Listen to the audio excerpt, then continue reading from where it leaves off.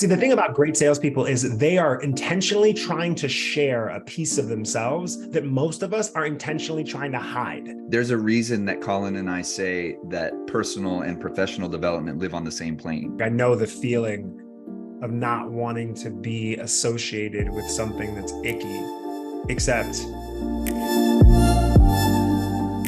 I'm so excited.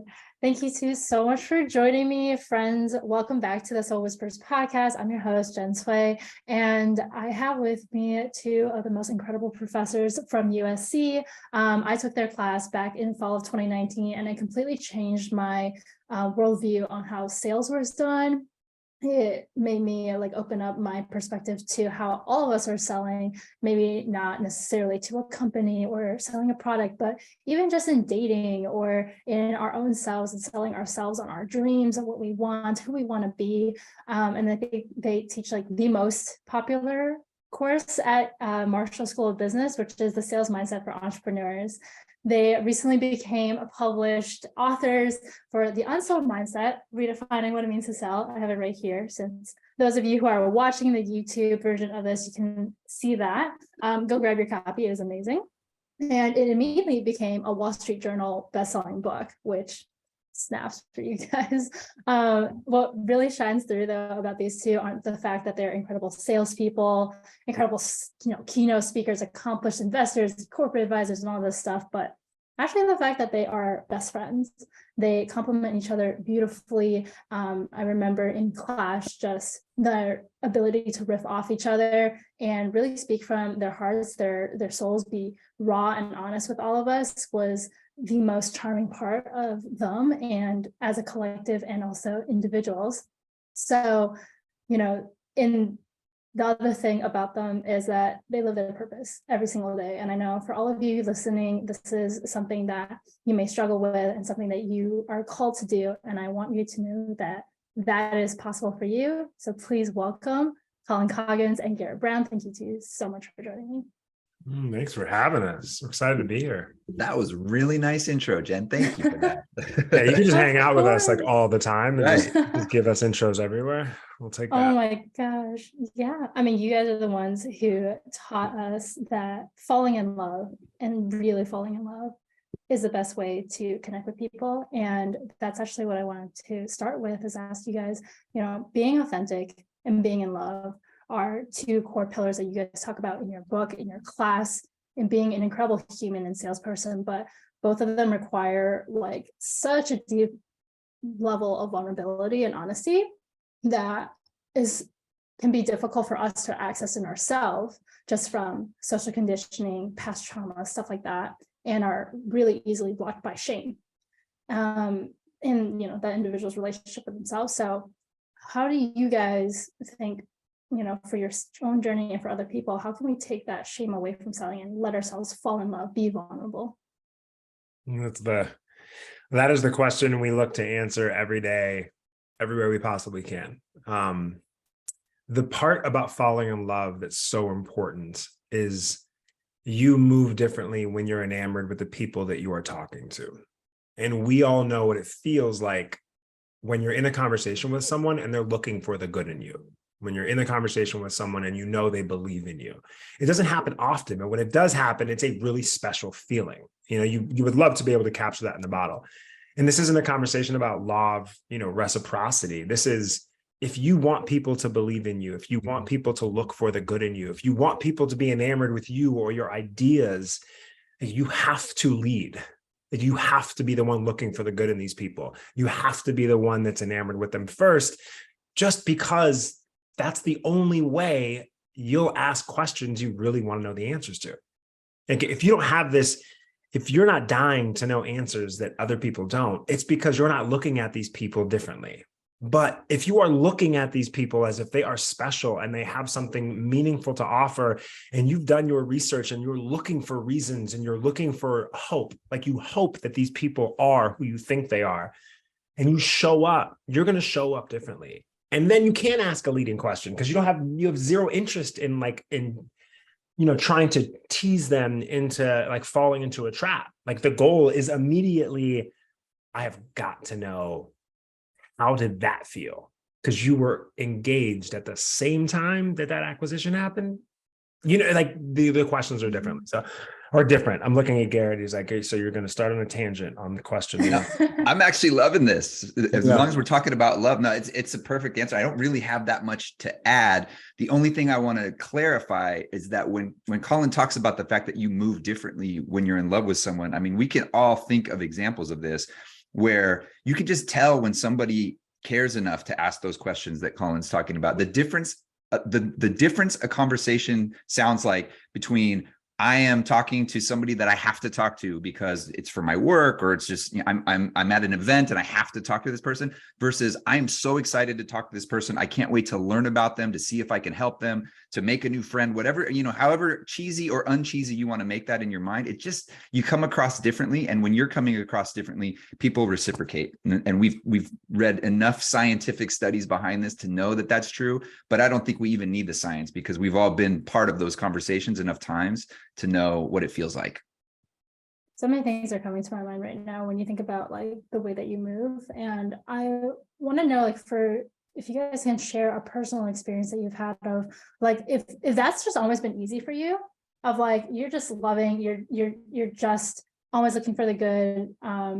And if that's kind of just been the case for you, but even like, you know, take sales out of the picture, just you moving through life, was there ever like a shift for you where you notice like, okay, I'm going from wanting something from somebody and trying to like get them to say yes, or even like, oh, I think they're so much better than me, so much more successful than me, like who am I to ask them for something, or like ask for help, or you know what I mean? Like, was there a shift for you guys where you were able to kind of just see humans as humans and connect? I don't know if there was a shift to see humans as humans, but there was a dramatic shift. I read a book when I was like 21, and immediately the takeaway of this book was the brain is really malleable. It will find whatever it is that it is looking for. And that led me to another book, which was talking about you should be really aware of the conversations that you're having with yourself, because if you don't, then depending on how your mood, you will be looking for either the good or the bad in someone, and you will find it and you won't even know you're doing it. So it was really this exploration of reading a book, and, you know, a book that said things that were cheesy, but really true. And I had never heard them before, so I didn't know they were cheesy, like word selection. Like, instead of using the word problem, use the word challenge.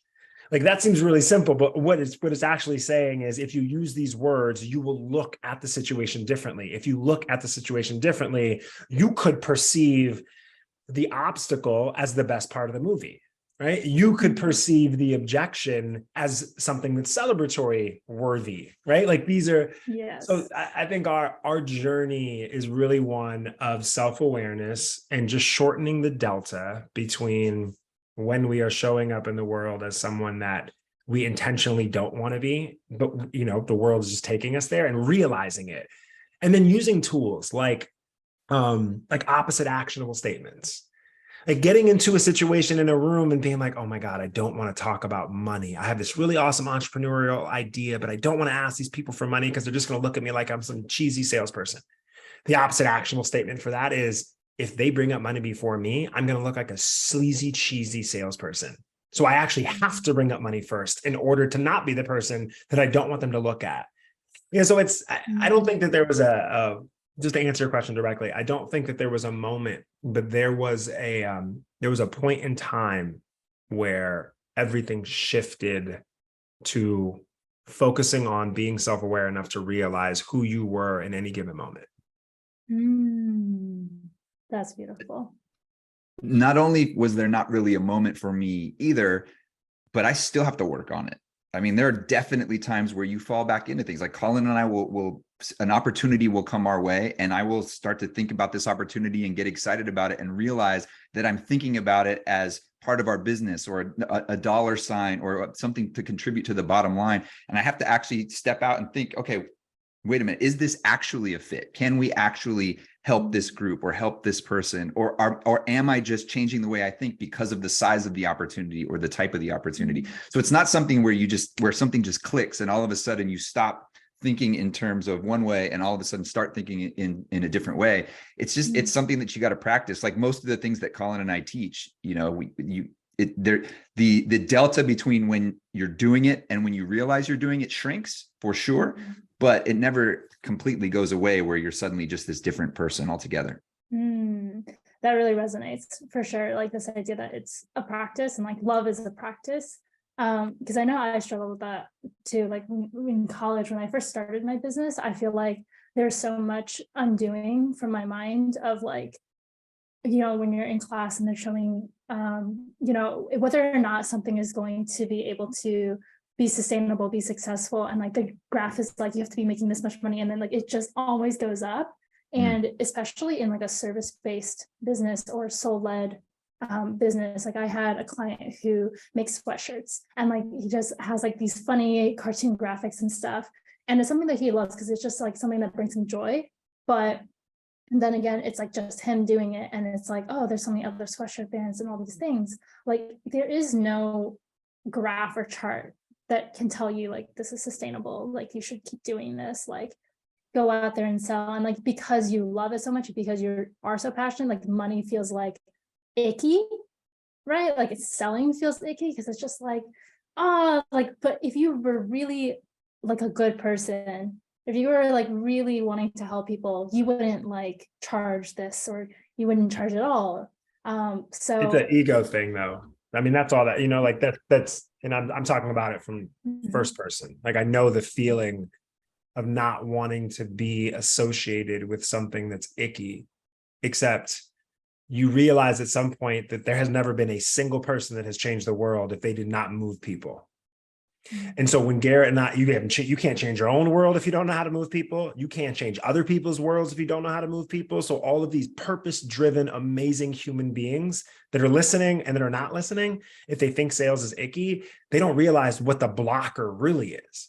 Like what we were finding interviewing people for the book was they were so good at, not even intentionally, just like subconsciously redefining what it meant to sell. Like if you asked them what they did and you would hear words like inspiring or teaching and supporting, but then you'd ask them, how that looked, like in action, and they were the greatest salespeople in any room. So, and all of them have this moment in the interview. They're like, yeah, I guess it is selling. And it's like, well, duh, it's selling because the reason why we're talking to you is because someone told us you were the greatest salesperson they know. And even though you entered the interview saying, well, I don't know, I wouldn't say I'm a salesperson. And by the end of the interview, you're like, damn, not only am I a salesperson, but I'm really good because I don't think I'm supposed to be the type of salesperson that everyone expects a salesperson to be. Like that's the core of the book. They're the greatest salespeople on the planet are the opposite. We feel really compelled to change the way that people view sales by changing the way that they view themselves. And if people can go out in this world and do what's important to them and that they love and it benefits other people or it doesn't, like, and they're proud of like how they're doing it, that just means that they figured out what everybody else that's doing this already figured out, which is you could be great at sales without becoming someone that you're not. But not admitting that you're in sales is unfortunately going to hurt you for a very, very long time. It's also about, go ahead, Colin. I was just going to say, call it something. I'm talking to the audience. I'm like, call it something else. But between me and you better know that you're moving people and it's not an icky thing. Yeah. With all the people we interviewed as we were writing our book and even beyond, like they all call it something different. It's problem solving or it's helping people, it's teaching. But at the end of the day, like Colin said, they eventually realize that it's just, it's selling. And another way to get rid of that icky feeling is to focus on what you're giving, right? If you don't genuinely believe that the person receiving whatever it is you're selling, whether it's yourself, whether it's an idea or whether it's your product, if you don't think that they're going to be getting at least as much value back as you're asking in return, like then you need to shift that mindset. Colin talked earlier about opposite actionable statements, and think about all of your favorite purchases, the things that you've bought that have made your life better, whether it's a piece of software or something in your kitchen or a book or whatever it is. Like you're grateful that you spent the money on that thing. So make that opposite actionable statement and make sure that you realize that if you are giving what you say you're giving and what you're excited about giving, then the person who's buying it is going to be just as excited as you were about those purchases. And that shift in your mindset should help you take the icky feeling away and make it more like, I'm excited to have this conversation because I'm going to change their life for the better. Yes. And I just want you said something earlier. I just want to make sure that I draw a point on this. Asking someone advice is like the kindest thing you can do. Like it feels like you're extracting value, right? When you ask for advice, but you're not. And we've interviewed so many CEOs that here's the favorite quote. I get a high off of giving advice.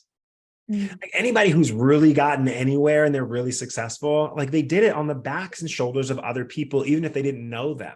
They read the book, right? They listened to these people. Maybe they didn't get the chance to ask for advice, but the saying is true. If you ask for advice, you will get money. And if you ask for money, you will get advice. That's not trickery. That is, you genuinely want to know something. If I come up to you and I'm like, hey, will you be my mentor? Like the feeling, the initial feeling is, damn, am I mentor worthy? Like that's a compliment. And then maybe you start thinking about your calendar and if this person's worthy of your time. But asking for advice is adding that every time we teach, every time we do office hours, every time we do a podcast, every time we give someone advice, we're the ones that are getting value too. We learn about ourselves, that way. So, and that goes back to falling in love. If you look for the good in somebody, you start finding things about them and you start wanting to know questions that most people don't. You start asking questions you really want to know the answers to. And then people are just impressed that you're the type of person I want to be around me. And you see Garrett and I, like you watch us go to a bar, like you watch us go to some networking event. Like I hate networking events, so maybe don't say that, but like you watch us go somewhere, okay, where there's a lot of people and we don't have to hang out with someone. Let us just find somebody that asked us a question that was amazing and they didn't know the answer. Like just stay around me. Like, let's kick it. You can hang around me all the time because I have a feeling you think differently than me. Like the last thing I want is a whole bunch of people that are thinking the exact same way I'm thinking. Like you just asked me a question that was crazy. Like why is your brain even there? Like you're thinking about the aesthetic nature of the ivy at this like outdoor beer garden? Never even thought about it. Wait, what's that? And so I don't know. That's a really bad example. Garrett. Ivy at a beer garden. No, I've had that before. I had somebody tell me, did you notice that this ivy sort of smells like cat urine? And I was like, no. And they were like, yeah, it's this type of fern called X, but I don't smell it either, but I'm looking at it and I swear it's the same fern. And then we both walk up to it. We smell the leaves. I'm like, oh my God. And for the rest of the night, like what a topic of conversation. I never knew about the ivy smelled like cat urine. 90% of ivy smells like cat urine during a certain time of year. You would never know it. So I'm moving in this dude. I'm like, yeah, the dude over there. Like he was talking about cat. Go smell it. Go smell it. When I leave, I want that guy's information just because like he didn't care. Like that was his authentic self. I knew exactly what was most important to him. See, the thing about great salespeople is they are intentionally trying to share a piece of themselves that most of us are intentionally trying to hide. Like great salespeople, we gotta hit that hard. We gotta hit that hard. So let's go in. So let's go in. Yes. Okay. Great salespeople are sharing a piece of themselves intentionally that most people assume they should be intentionally trying to hide. And the reason that is because their understanding of humans is more evolved than us, but not on purpose. Like they just figured it out one way or another. Everybody's imperfect. Nobody is perfect. The minute we get close to a perfect person, we feel yucky, either because that's not us or it's impossible to be perfect. But either way, our spidey senses go up like crazy. Right? So you think about this like idea of like people attempting to be perfect. Like, why would you attempt to be perfect? So what these great salespeople do is they immediately understand that the person across from them is way more alike or way more like them than they know. We are both imperfect. We are both flawed. We are both trying to figure it out. We both mess up all the time. I am just self-aware enough to know that you don't, or that I am that person. So here's what I'm going to do. I'm going to show you that I am like you as quickly as possible by being authentic and vulnerable and showing you I'm imperfect. Like during COVID, like the lockdown, like these people were thriving during COVID because they would enter the Zoom conversation and be like, hey, I just want to point out the elephant in the room. This shit is weird. Like, this is my first pandemic. That's my kid behind me. That's my wife with a mask. That's the laundry that didn't get done because we are too busy trying to cook, clean, and homeschool. And we've never did it before. And by the way, this is my first kid in kindergarten. I know homeschooling looks like a kindergarten. They would lead with this because they assumed the person on the other end of the Zoom was in a really imperfect situation too. And they were right. So immediately the person on the other end of the Zoom was like, oh, thank God you said that. This shit is so weird. Like I haven't even met the people that are that I work with. Like I was supposed to go into HQ on day one was like March 2019. So the point I'm talking way too much about is just that if you extrapolate from there, what those people were, where they were just a microcosm of what great salespeople at scale, at large, do all over the place, which is they get in front of somebody and they immediately know you are more like me than you know. Let me prove it to you. Yes. And then they just immediately just show themselves. Yeah, I completely resonate. And like the thing that kept popping up was like this, like what you were saying about these people are just kind of like more evolved. It really is like, if you can get out of that, the fact that, okay, we were all like cavemen and we all didn't want to be kicked out of the tribe. And so that's why we have these ways of being to put on these masks so that we are liked, so that we can kind of be the person that we think the other person wants us to be, right? And it's just, it runs subconsciously. We don't have that awareness unless we put the work into it to change that. And in order to create these authentic relationships, in order to be loved and experience love, we have to go within ourselves and unmask. And when you're talking about this guy talking about cat urine, just like being fully himself, I'm like, I do that with spirituality. I'm like, I love tarot. I like, I do like tarot readings, and then like super spiritual, like let's talk about human design. Like that's how I like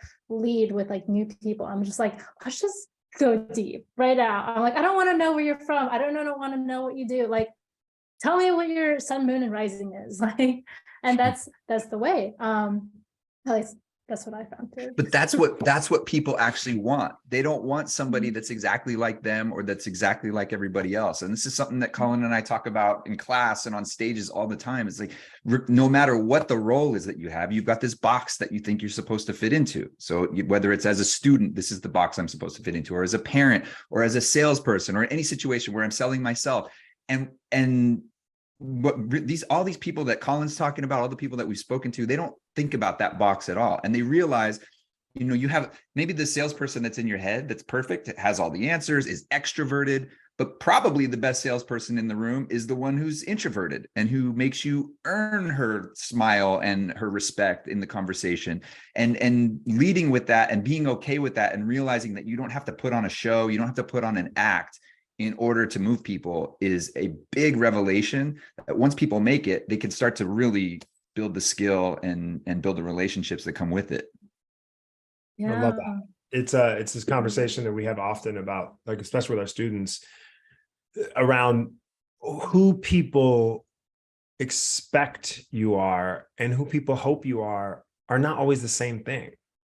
So like, while I might expect as a coach, right? Like if I'm a prospect for you, like I might expect you to be really knowledgeable and professional, and really good at your craft, like all of these things, and tight, you know what I mean? And have way more knowledge base when it comes to this than me. And you're the expert. All of these things I expect from you if I'm going to pay you a bunch of money. That's who I expect you are. Who I hope you are. I hope you're a real one. I hope you're like, actually, like I hope you're a real one. Like you leading with me and saying, so what's your sun, moon, rise? Like if you asked me that, I'd be like, I have no idea, but I know for sure there's not a piece of shit in her. You know what I mean? And I immediately would tell you, I have no idea, but my wife would be so jealous if she knew I was talking to you right now, because that is an answer she has. And we just caught a vibe immediately. And if you were selling me something, it is your job to not lose that sale, because you already got it. Like in the first 10 seconds. I used to do it all the time on accident. I was engaged. My wife would like wedding plan, and she would put meetings in my calendar in between my work meetings. And I'd always be late. I'd show up to work meetings. I'm like, hey, I'm really sorry I'm late. My fiance is like real heavy in wedding planning season right now, and we were talking about bougainvilleas and tulips today, and you don't care, and it doesn't matter. I'm just telling you, I'm sorry for being late. And almost every time, like they would just reciprocate, like these prospects, they'd be like, Colin, don't worry about it. I totally get it. It's going to get easier on your second marriage. That's a quote. That is a quote, just to be clear. Oh my gosh. But I would hear that often, or I'd hear like, I've been married for 30 years, happy wife, happy life. I get it. It didn't matter, right? Like I chose to show the piece of me, right? That I thought that if I showed them a piece of me, they would at least give me a little bit of grace for being late.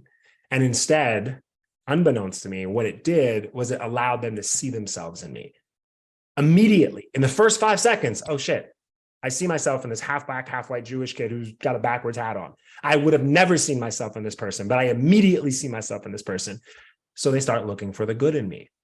And the minute I realize that they see themselves in me is when I see myself in them. And then I start looking for the good in them. And then we catch a fucking vibe and we stay there unless I fuck up. And I realize I've got a fish on the bait, you know what I mean? And I can reel him in, and I start trying to be too cool, too salesy. I start asking questions I do know the answers to. I start laughing at shit that's not funny. And that happens all the time. Someone accidentally catches a vibe and then fucks it all up. And I'm only cursing this much because you gave me permission, and Garrett, yeah. I would love to curse more than I get permission to do in class. But anyways, that's real shit.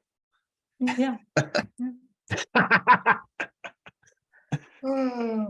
Garrett, did you have anything to add to that? No, I can't follow that. Profanity? Ask another question. Yeah. You don't want to cuss a little bit? Come on. Maybe. He's a great cusser.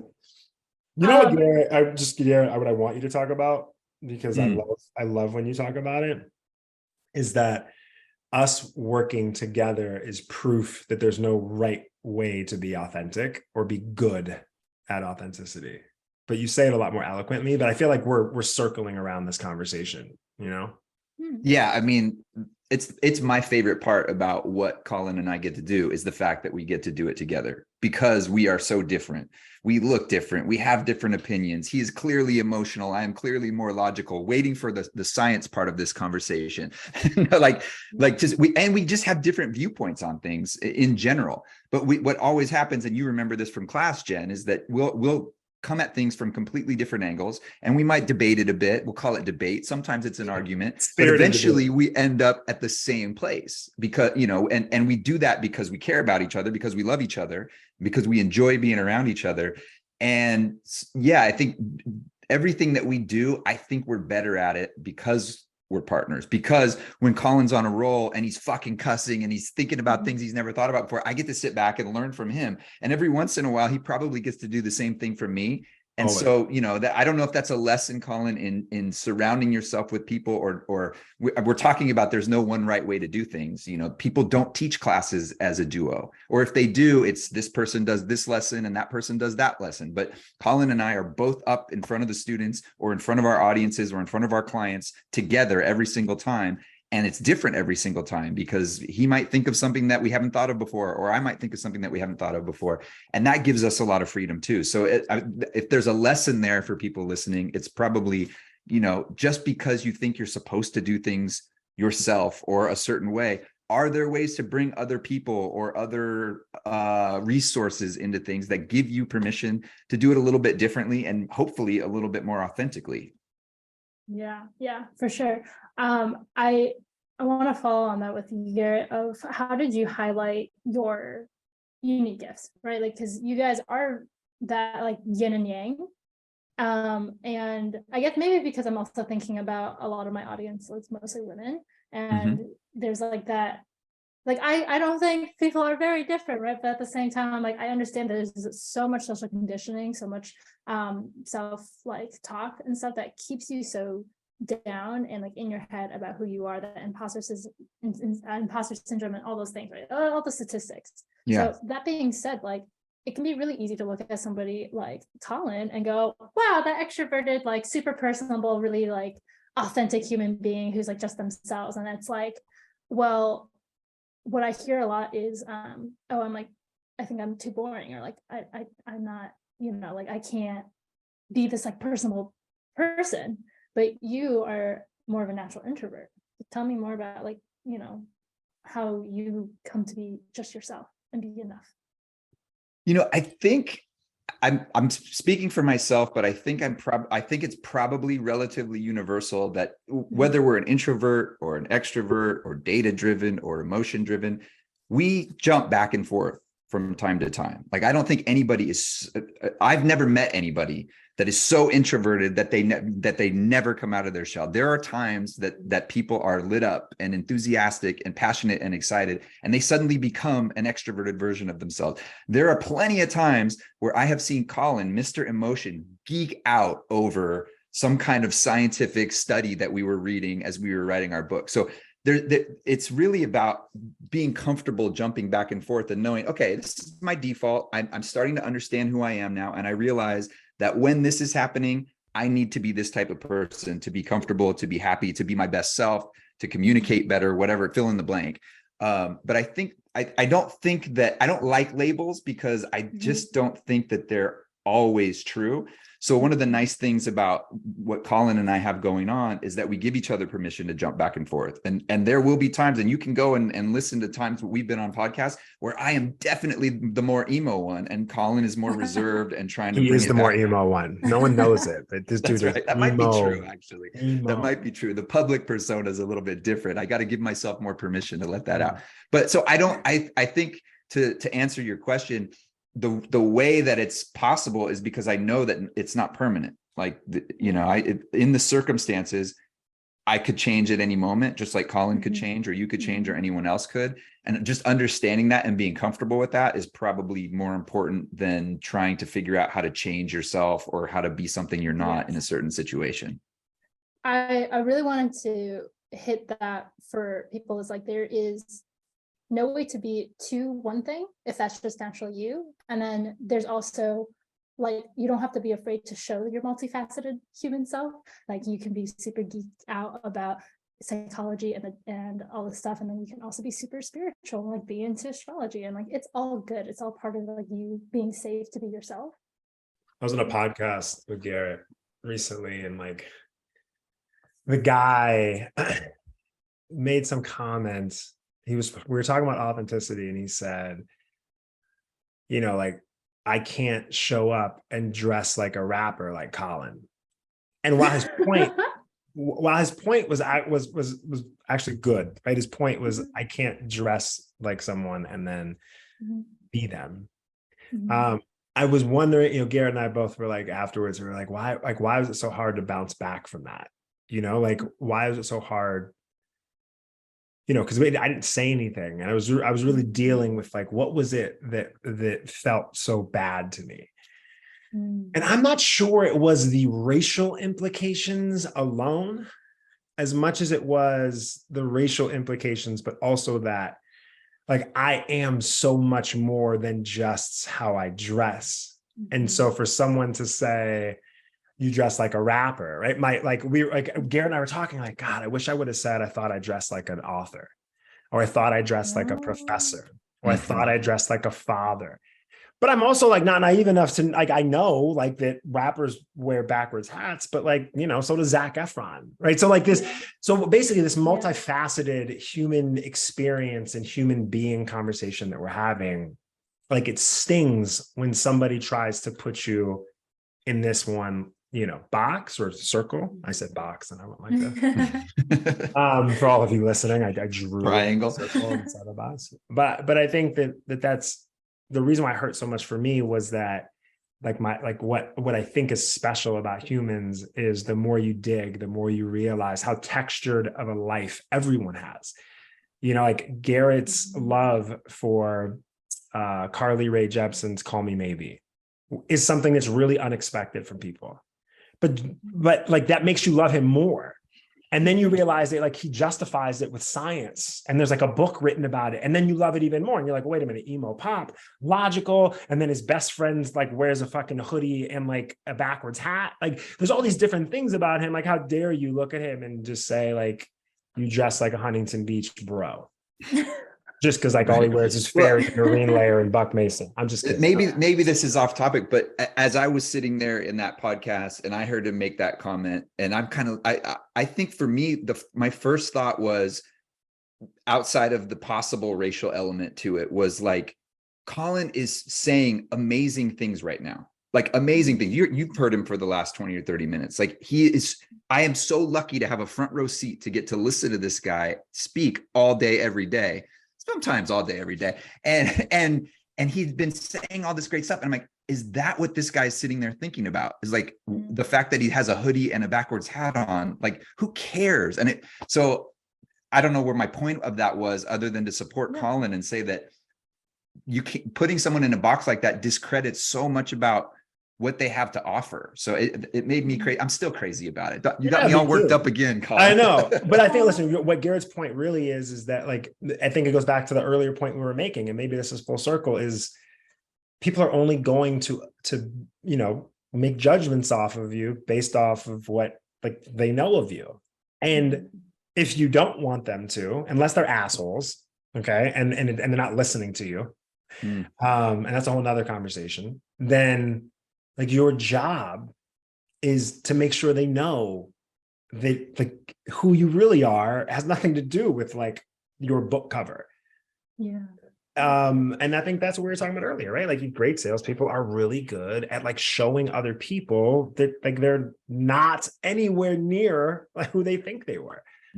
Like, hey, I'm a salesperson. You're walking into my sales room. I immediately know who I'm walking in to meet. But what if you were the opposite? I would love that. I know who I expect you to be, but you know who I hope for you to be is someone completely different. So I've already said that before. I just think it's probably part of the bigger picture. Yeah, I want to synthesize what we've talked about, like with this of, you feeling unseen because this person made this comment on you, and then also, you allowing yourself to be cringe, kind of, right? Like allowing yourself to accept the fact that you are selling, that you are a salesperson, you have something to offer, and this belief and groundedness that you have in yourself, that you know yourself so well that it doesn't matter like if you're misunderstood or like unseen, because like I guess it goes to this idea that the right people are for you, right? And they'll see you. How do you let yourself be misunderstood?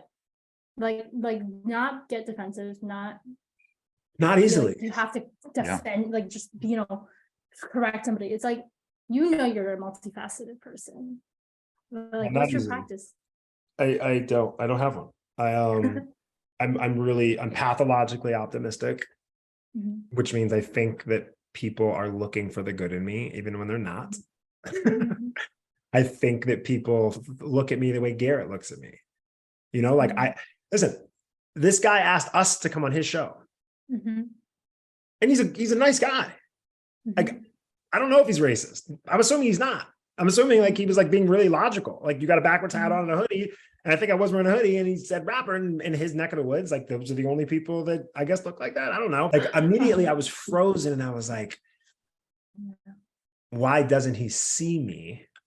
And then, I try to hold accountability. I try to be like, did I show up as a cool author? Listen, we all like, did I show up too swaggy? Like, was my confidence on an all-time high because me and Garrett just hopped off a stage with 4,000 people like cheering for us, and we just got off the Wall Street Journal bestseller list, and I showed up on this podcast because his people called us thought leaders, and was I too, right? Maybe, I don't know, but I think that there's moments like this, and this is actually a big part of the book, where your self-awareness conversation comes back, because now I'm aware. Like, I'm aware of how I feel, and I'm aware of all of the things that could have transpired, but I'm aware. And now I have a choice to make. And, I sat there, you look at the video, and I'm sitting there like this. Like, Garrett and I both are just like, our eyes are like, but in hindsight, it was probably the best thing that ever could have happened to me, because every podcast that I will go on after that, I know that there is a possibility at scale with hundreds of thousands of people watching or listening to a podcast that I have to eat my own dog food, right? I have to show up and make sure that I am the most authentic version of myself in that moment. But the most authentic version of myself in that moment probably I need to be more intentional about it. Like maybe I need to show up and I need to talk about what my layers of authenticity are, as so that someone doesn't so I can be proactive so that someone knows, don't cross that fucking line, because it doesn't exist. We introduced we interviewed a great salesperson, and he's in the book, and we so, hey, like, introduce yourself for the camera. And he goes, hey, my name is Jason, I'm an SVP at, and he stops. He's about to introduce himself and like his title, his job. He stops and he goes, can I start again? And Garrett and I are like, sure. And he's like, hey, my name is Jason. I'm a father. I'm a philanthropist. I'm a speaker. I'm an SVP at a startup. He said all these things because probably he had a moment in time where there was an obstacle and people were judging him based on him, sort of creating a persona just based on what was grounded in his job. And that wasn't what was most important to him. And he wasn't leading with what was most important to him. Mm-hmm. I don't know. We'll hang up the phone and Garrett will be like, yo, dude, like, you're holding yourself way too accountable. Fuck that guy. Like, he could say that. But my assumption is the obstacle is the way. Ryan Holiday's book is very true. Like, really fucked up shit happens. And now you have this tool in your tool belt and you're more self-aware and you know what you're looking for and your boundaries. And like, maybe I hop off this call and I'm like, nope, I was fucking awesome and authentic. And there was a boundary that was crossed, and I'll never let that boundary get crossed again. The next time, right, I will be able to have that boundary and I'll know what to do, but I wouldn't have, because this was the first time where I was like a deer in headlights. And Garrett, the same thing, right? Like, Garrett's my best friend, my partner. He's sitting on this podcast. It's like, fuck, we're both frozen. Like, what do I say something? Do I not say something? But next time, right? Like, we've processed this. Yeah. Yeah. The most important words in sales are, what could I have done differently? Like, we want salespeople to get no's. We want them to be rejected. We want them to feel pain once, right?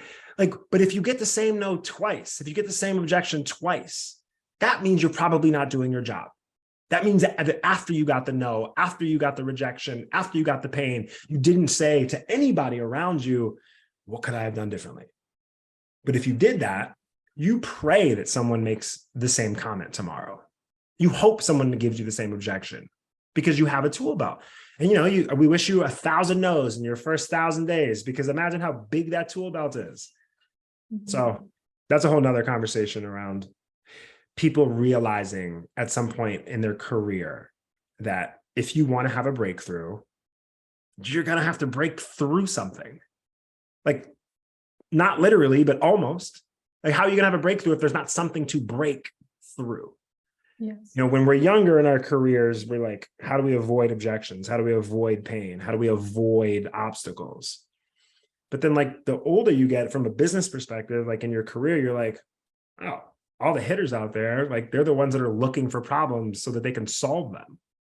Like, how do you, like, what's the point of having a solution if you're not looking for the problems? Once you become a seasoned leader, you're like, I am looking for the friction. Put me where the friction is. But when you're earlier on, you're trying to avoid it all. So this is all a maturation process for all of us. Mm-hmm. I love that you brought up that you need that, like, emotional maturity to take radical responsibility for yourself. Because the best way to get through something is to go through it, and like, you going to go through it, and that looks like feeling your feelings, asking yourself the hard questions, maybe talking to Garrett and being like, can you give me some logic here, because I'm in my feels. It is a conversation. It's always a conversation about mindset. You asked before Colin's beautiful rant there about, how do you react and how do you check yourself when somebody's putting you into a box? And you answered part of the question of why that's so hard earlier, Jen, which is that it's baked into our DNA and that tribe mentality of like, we want people to accept us and we don't want to be different. And there's a couple exercises that or concepts that we talk about with our students that are related to shifting that mindset. One, we let's call it borrowed, but we really stole it from Brene Brown, which is where she asked that question: if you knew this person in this moment was doing the very best that they could, would that change the way that you think about them? So as we're sitting there and getting frustrated with somebody because they're putting us into a box or because they said something that we're sensitive to. That's a great question to ask yourself to potentially shift that mindset. Like if they really were doing the very best they could, and this is because of their circumstances or their upbringing or whatever else, this is who they are. Like, would that change the way that you thought about them? And then a similar one came up in class last week, Colin, where this student was talking about this horrible boss they had. And I think they asked us a question about, how do you get somebody to change their mind about you or look differently at you or change their actions towards you in a work setting? And Colin brought up the point that if you think about it, every single person is in their exact job, in their exact circumstances for the very first time. Whether it's the intern who's just starting their first job or the 5-time CEO, they've never been in that exact job, in that exact role for that exact moment ever before. So everybody, just by nature of the circumstances, is figuring things out as they go along. And so sometimes that can help with that mindset shift as well. And just to tie a bow on that Brene Brown comment, because it's so powerful, you only have 2 options. Like if you assume that, because the exercise, the Brene Brown exercise is like, take someone that like you loathe, like someone that you actually like hate. And if you don't hate, like as close to hate as possible, like take that person and then assume that person is trying their best. It's a really hard thing to conceive, right? Like, I remember doing this in class. Remember this? How does it change you? It's 1 or 2 options. It's either like, you decide that you're just not going to deal with them anymore because they're doing their best, which means that's it, right? Or you're going to deal with it because they're doing their best. But what you won't do is complain about it, right? What you won't do is be angry about it because they can't get better in this situation if you assumed that they were doing their best. Yeah. It's a lot of great clarity. And I think one of the things that I think about, because when you brought that up in class, I remember somebody bringing up like the person that they hated the most was somebody that had raped their friend. And like, how do you, and it's like, to your point, it's like you just don't deal with it, but you don't have to like hang on to anger, but it brings up kind of tangentially like this belief about the world and the belief that you have about others. And one of my business coaches talks about how there's 3 things that you need to focus on, right? Your belief about yourself, your belief about your offer, and your belief about your clients, like the people who are coming to you. And if you can have like, if you're really aligned in there, right? You have loving thoughts about yourself. You absolutely are in love with your offer. You're in love with the people who come to you, right? Partner with your fans. Like you're talking to people who love you, just like how in that podcast, you assume the good in him too. And in trauma and in recovering from like PTSD, it's the same thing of you gotta heal the thoughts about you, your thoughts about the world, and your thoughts about other people. So all this kind of wanting to bring it to you two as individuals. If you have anything to say about that, I'd love to hear it. And also your thoughts, like what are your core beliefs on yourself, the world, and other people? I will say about my thoughts about that statement. I love that. And there's a reason that Colin and I say that personal and professional development live on the same plane, is because you can't get better at your job, at selling your offer, at selling yourself, unless you take care of yourself first. So that's what I'll say about that. Ask me the second question again, the more important question. What is your belief? What is like a core belief you have about yourself, the world, and other people? I have so many of those. I think it's not necessarily a core belief, but something that I've been learning just recently. And it's a cliche. I realize this, but it took me a long time, 40 plus years to learn it. Is that the most excitement and the most growth and the most change is where the discomfort is. And I spent a lot of my life doing what was comfortable and taking the jobs that I thought I was supposed to take, and going to the schools that I thought I was supposed to go to, that sort of thing. My history, Jen, of I started out as a lawyer because I thought that was a good job. It was going to make my parents proud. And And, unfortunately, circumstances led me to leave that and realize really quickly that I didn't like that and get into startups and sales. But really where it starts to get exciting is when I meet Colin and we get lucky enough to be a part of this ride where we sell this company to Google. And since then, we've done nothing but things that make me uncomfortable. Because I lean somewhat introverted, our career now is standing on stages in front of hundreds and sometimes thousands of people talking about this stuff. And that was very uncomfortable for me at first. And still sometimes I get nervous and excited beforehand, but once we're up there, I'm loving that. And that has changed me as a human being. And some of the stuff that we're working on and some of the plans that we have to take this stuff further is scary and weird. And if we told too many people about it, they would probably try to talk us out of it because it's uncomfortable and it's not the path that we're supposed to take. So that's becoming a core belief of mine, is to look for the discomfort and lean into that, because that seems to be where life is. It's where the fun is. Yeah. Mine's not that far off. My core belief is that it's always the best part of the movie. We just normally don't know it until we're looking backwards. Even the hard stuff.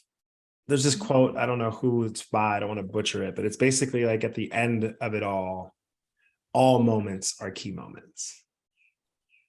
You've heard us say this a lot, but if you're watching the movie of your life, we're paying to go see the middle of the movie, not the end when you figure it out. The best part of the movie, what people normally call the good old days, that's the moments that when you don't know what's happening, when you're trying to figure it out, where you get surprised, where you get hurt, where you overcome it. We're fighting, we're rooting for you in this movie only because we know those parts.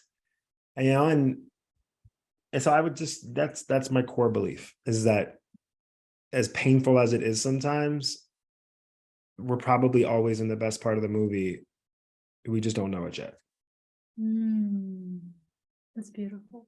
That I want to transition to kind of the final few questions I have for you guys. It's called your current story. So just like how you're saying, story of your life, just to understand that we are, because so much of what we were saying was we're all on our personal journeys, where you becoming yourself, you selling people in your own way. I want to know where you guys are at individually. And so my audience can also fall more in love with you, go read your book and get deeper into the sales side of things and all of that. But just first thing that comes to your mind for you two individually, I'll go with Colin first, since you're talking about the story. Who are you now? So there's going to be five questions: who, what, where, when, why, right? Just like a good story. Who are you now beyond where you've been conditioned to believe, or what your roles are? Who are you right now? That's good. I am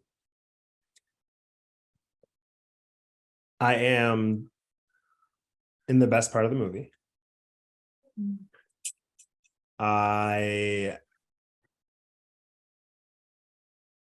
This is an impactful question. I'm in the best part of the movie. I am scared. I've never been more scared and confident simultaneously at the same time.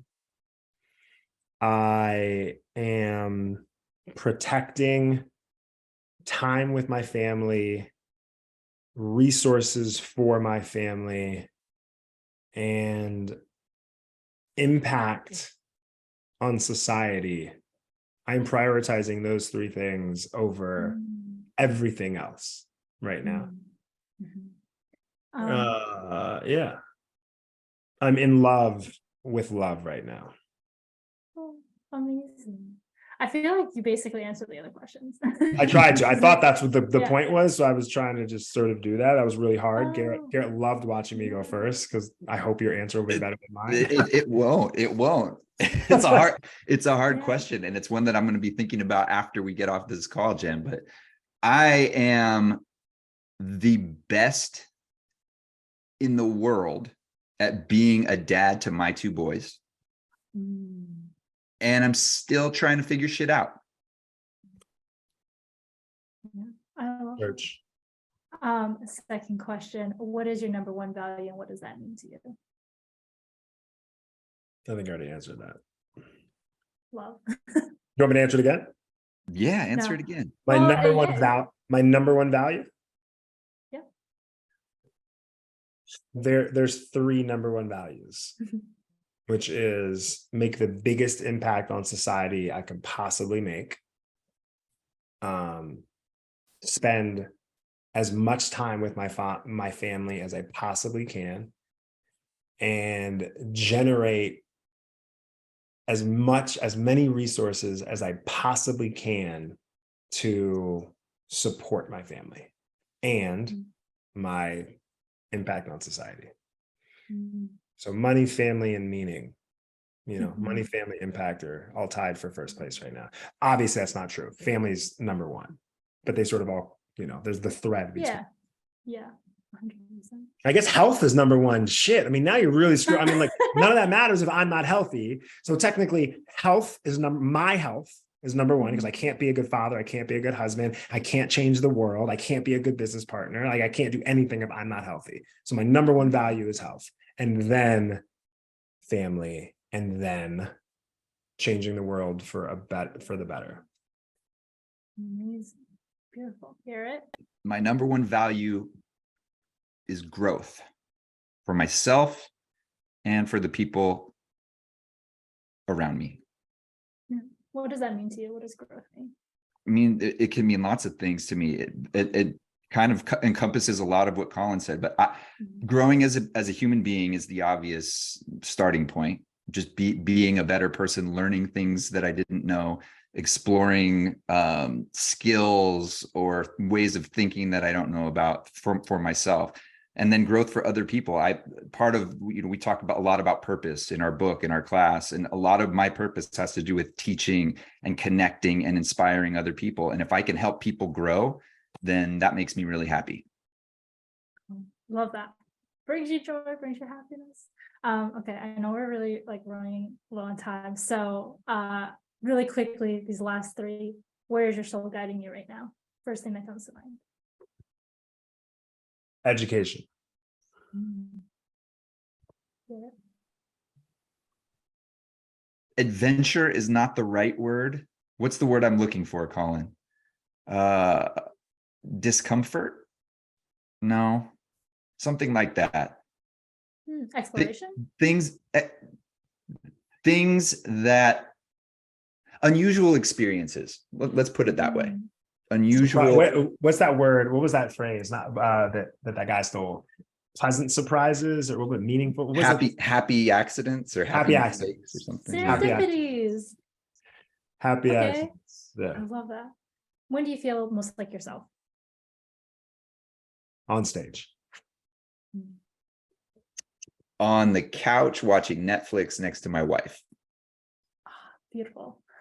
Why do you choose to keep going every day? It's the best part of the movie. It's fun. I don't want to miss out on the best. I had to go through all of this. Why would I miss out on the best part of the movie now? Yeah.